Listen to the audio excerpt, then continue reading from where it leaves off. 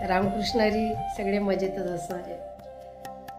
तर मी काय म्हणते, असा बाऊल आणायचा, हा मोठा बाऊल आहे काचेचा, छोटा बाऊल आणायचा. हे घरगुती छोटे छोटे उपाय आहेत, जास्त न खर्चाचे. आपल्या घरातूनच आपण आपले घर शुद्धीकरण कसं करायचं, कसं पॉझिटिव्ह करायचं ते आपणच करायला पाहिजे. कमाई केल्याशिवाय पर्याय नाही, कमाई करायलाच पाहिजे.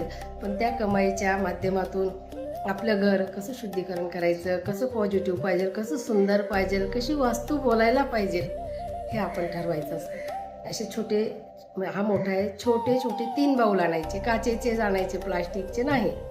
त्याच्यामध्ये घरामध्ये जर जाड मीठ असेल तर 100% जाड मीठ भरा, नसेल तर बारीक मीठ भरायला काहीच हरकत नाही. शीक लावून भरायचं. भरून झाल्यावर एक बाथरूममध्ये ठेवून द्यायचं, एक टॉयलेटमध्ये ठेवून द्यायचं आणि एक किचन ओट्यावर ठेवून द्यायचं. असं म्हणतात, काही वाईट एनर्जी असली ते मिठामध्ये शोषून घेण्याची ताकद असते. मीठ मोरीन नजर काढतो ना, मग घरातली नजर निघते ना. अशा पद्धतीने तुम्ही 3 बाऊलमध्ये ठेवून अनुभव घेऊन बघा. या छोटे छोटे घरचे उपाय आहेत, हे करायला काहीच हरकत नाही. बाहेर तुम्ही पैसे घालण्यापेक्षा हे उपाय करा ना. निसर्गाने, भगवंताने आपल्याला दिलं आहे सर्व. तुझं आहे तुझं पासी, पण शोधसी जगाशी, अशी आपली परिस्थिती झाली. करून बघा, अनुभव घेऊन बघा.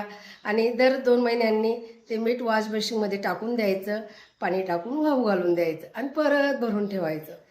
खूप छान उपाय हा करा. मी जे करते ते तुम्हाला सांगत असते आणि अनुभव घेऊन बघा.